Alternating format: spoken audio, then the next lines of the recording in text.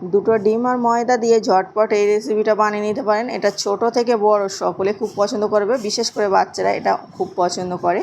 এটা বানিয়ে রেখে দিলে কিন্তু 4 থেকে 5 দিন নরম তুলতুলে থাকবে। স্পঞ্জিটা দেখুন। আর এটা যে কেউ বানিয়ে নিতে পারবেন, কোনো রকম ঝামেলা ছাড়াই এটা বানানো যায় ঝটপট। আসুন একদম ঘরে থাকা উপকরণ দিয়ে বানিয়ে নিই, সকলে পছন্দ করবে।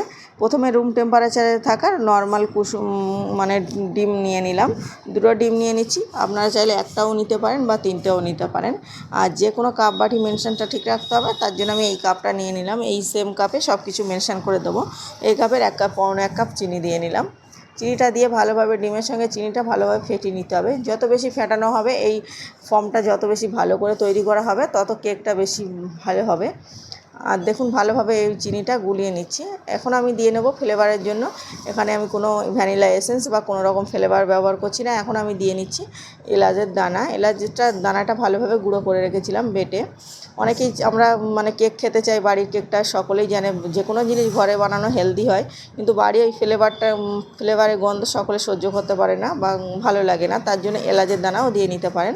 তারপরে ভালোভাবে ফেটে নিয়েছি। ফর্মটা দেখুন সাদা করে তৈরি হয়ে গেছে ডিমটা ফেটানোর পরে। তারপরে আমি এখানে যে কাপের চিনি নিয়েছি সেই কাপের 1/3 কাপ তেল নিয়ে নিলাম। তেলটা একটু রেখেছি, পরে ওটা কাজে লাগিয়ে নেব। একটু সময় ধরে ভালোভাবে ফেটে নিলে দেখুন একদম একটা ফর্মটা ভালোভাবে তৈরি হয়ে। এখন আমি শুকনো উপকরণগুলো দিয়ে নেব। এখানে আমি ময়দা নিয়ে নিচ্ছি। যে কাপে চিনি দিয়েছিলাম আর তেল দিয়েছিলাম সেই কাপে 1.5 কাপ পরিমাণ আমি ময়দা নিয়ে নিচ্ছি। এখানে আটাও দিতে পারেন, আর এটা একটু চেলে নিলে কিন্তু খুব ভালো হবে। স্বাদ অনুযায়ী লবণ দিলাম। মিষ্টি খাবারের লবণ পছন্দ না করলে না দিতে পারেন। তারপরে আমি 1 চিমটি পরিমাণ বেকিং সোডা দিয়ে নিলাম। এখানে বেকিং সোডা দিয়েছি আমি কিন্তু ছোট্ট একটা চামচের হাফ চামচের মতো। এটা চা চামচে দিলে 4 ভাগের 1 ভাগ হবে, ওই জন্য 1 চিমটি পরিমাণ বললাম। বেকিং সোডাটা খুব বেশি দেওয়ার দরকার নেই, 1 চিমটি পরিমাণ দিলে পারফেক্ট হবে।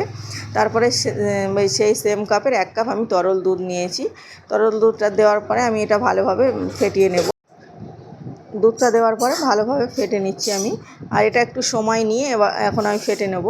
আর আবারও বলছি, খাওয়ার সোডাটা বেকিং সোডা বা খাওয়ার সোডা যেটাই বলুন, এটা কিন্তু খুবই কম পরিমাণে 1 চিমটি পরিমাণে দিতে হবে, না দিলে কোনো রকম সমস্যা নেই। ঘরে যদি না থাকে দেওয়ার দরকার নেই। তারপরে এটা সময় নিয়ে ভালোভাবে ফেটিয়ে নিচ্ছি। দেখুন ব্যাটারটা কেমন হবে সেটা দেখালাম। তারপরে আমি একটু বেকিং পাউডার দিয়ে নিলাম 1/2 টেবিল চামচ। এটা চা চামচের দিলে 1/2 টেবিল চামচ হবে। একদম মেনশনটা ঠিক রাখতে হবে। যে কোনো চা চামচের দিলে 1/2 টেবিল চামচ, আর আমি একটা ছোটো চামচের দিয়েছি বলে 1 টেবিল চামচ দিয়ে আবারও ভালোভাবে ফেটিয়ে নিচ্ছি। একটু সময় নিয়ে ফেটিয়ে নিতে হবে। আর যে দুধটা দিয়েছিলাম ওই দুধটা কিন্তু আমি কুসুম গরম দুধ দিয়েছি, ঠান্ডা দুধ দেওয়া যাবে না। কুসুম গরম দুধ দিয়ে আমি ভালোভাবে ফেটিয়ে নিয়েছি। আমার ফেটানো ব্যাটারটা হয়ে গেছে। আমি পরে দেখিয়ে নিচ্ছি ব্যাটারটা। 2 থেকে 3 মিনিট ফেটিয়ে নিয়েছি, তো ব্যাটারটা রেডি হয়ে গেছে। এইভাবে একটা বাটি নিয়েছি। এই বাটিতে আমি ভালোভাবে তেল ব্রাশ করে দিচ্ছি। এটা কিন্তু অ্যালুমিনিয়ামের বাটি, যে কোনো স্টিলের বাটি, যে কোনো হাতের কাছে যেটা থাকবে সেটা বানিয়ে নিতে পারেন। তারপর একটা লেখালেখি করার কাগজ, নর্মাল কাগজ কেটে নিয়েছি, সেটা বসিয়ে দিয়ে আবার একটু ভালোভাবে তেল ব্রাশ করে দিচ্ছি। তাহলে কেকটা একদম ভালোভাবে উঠে আসবে। দেখলেই বুঝতে পারবেন পুরো ভিডিওটা। আশা করছি সকলের ভালো লাগবে, ছোট্ট একটা ভিডিও। তো দেখুন তারপরে আমি এটা তেল ব্রাশ করে নেওয়ার পরে যে ব্যাটারটা বানিয়েছিলাম সেই ব্যাটারটা এখন ঢেলে দিচ্ছি। ব্যাটারের ঘনত্বটা এখন দেখলে বুঝতে পারবেন যে কেমন হয়েছে। এটা তেলের পিঠা যেমন করে, এই ব্যাটারটা তেলের পিঠার মতো একদম ব্যাটারটা আমি ভালোভাবে মুছে আমি দিয়ে নিচ্ছি। এখানে আর কিছু ব্যবহার করব না। আপনারা চাইলে কাজু কিশমিশগুলো চাইলে দিতে পারেন। তারপরে একটু ট্যাপ ট্যাপ করে দিয়ে নিচ্ছি হাওয়াটা বার করে নেওয়ার জন্য। আর যদি ট্যাপ ট্যাপ না করে দিতে চান তাহলে একটা কাঠি দিয়ে একটু ঘেঁটে দিতে পারেন। তারপর একটা দিকে আমি প্রথমে তাওয়া বসিয়েছি, তারপর একটা গামলা বসিয়ে দিয়েছি। এই ধরনের গামলাগুলো সকলের ঘরেতে থাকে। আর এর উপরে আমি কোনো রকম স্ট্যান্ড না বসিয়ে, যেহেতু আমি ডবল দিচ্ছি ওই জন্য স্ট্যান্ড বসালাম না, দিয়ে ঢাকা দিয়ে দিচ্ছি। এটা আগে থেকে 2 থেকে 3 মিনিটের মতো গরম করে নিয়েছি, তারপরে বসিয়ে নিলাম। মিডিয়াম টু হাইয়ে রেখেছি, মিডিয়াম টু লোয়ে করিনি, হাইয়ে রেখে আমি প্রথম 10 মিনিট বেক করে নেব। প্রথম 10 মিনিট পরে আমি কিন্তু এটা অনেকটা ফুলে গেছিলো। তারপরে আমি আবারও 10 মিনিট মিডিয়াম টু পুরো লোয়ে রেখে বেক করে নিচ্ছি। 20 মিনিট পরে আমি দেখিয়ে নিচ্ছি। দেখুন এটা রেডি হয়ে গেছে আর ফুলে গেছে, দেখেই বোঝা যাচ্ছে যে হয়ে গেছে। হাত দিয়ে একটু দেখে নিলাম, একদম পারফেক্ট হয়ে গেছে। আমি একটা টুথপিক দিয়ে চেক করে দেখি আগে, তারপরে ছুরি দিয়ে কেটে দেখাবো। দেখুন একদম ক্লিন আসছে, হয়ে গেছে। পারফেক্ট হয়ে গেছে। আপনারা যদি কালার করতে চান আর একটু রাখতে পারেন। তো আমার 20 মিনিটের মধ্যে রেডি হয়ে গেছিলো। আমি 20 মিনিট পরে কিন্তু তুলে নিয়েছি। আমার এটা লেগে যায়নি, জাস্ট কানা দিয়ে একটু ছাড়িয়ে নিচ্ছি যাতে না ভেঙে যায়, ওই জন্য কানা দিয়ে ভালোভাবে ছুরি দিয়ে ছাড়িয়ে নিলাম। এখন আমি একটু তুলে দেখাবো, মোল্ড আউট করলে বুঝতে পারবেন যে নিচের দিকে কোনো রকম লেগে যায়নি বা পুড়ে যায়নি। আর এটা দেখতে যতটা লোভনীয় হয়েছে, খেতে ততটাই টেস্টি হয়েছে। এটা আমি দিয়েছিলাম মানে বাটির নিচে পড়েছিল, আর এটা ফুলে কিন্তু বাটিটা ভরে গেছে, দেখেই বুঝতে পারছেন। দেখুন বাটিটার মধ্যে কোনো পুড়ে যায়নি বা লেগে যায়নি, কানায় হালকা লেগেছিলো, ওটা আমি ছাড়িয়ে নিলাম, তো হয়ে গেছে। আমি এখন কাগজটাও তুলে নিলে বুঝতে পারবেন যে কতটা সফট হয়েছে। কেকটা যত বেশি সফট হবে খেতে ভালো লাগবে, তবে একদম পাউরুটির মতো নয়।